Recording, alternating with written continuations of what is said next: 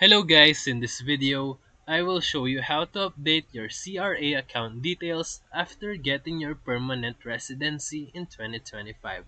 So step 1, go to www.canada.ca and sign in to your CRA My Account.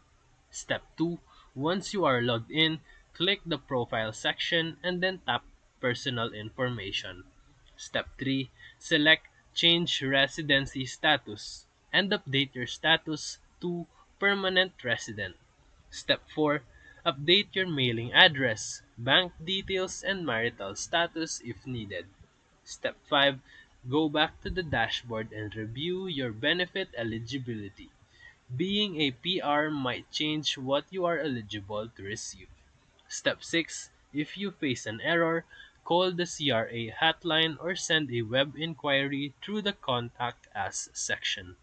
Always make sure that your documents are consistent with your IRCC information to avoid delays in processing.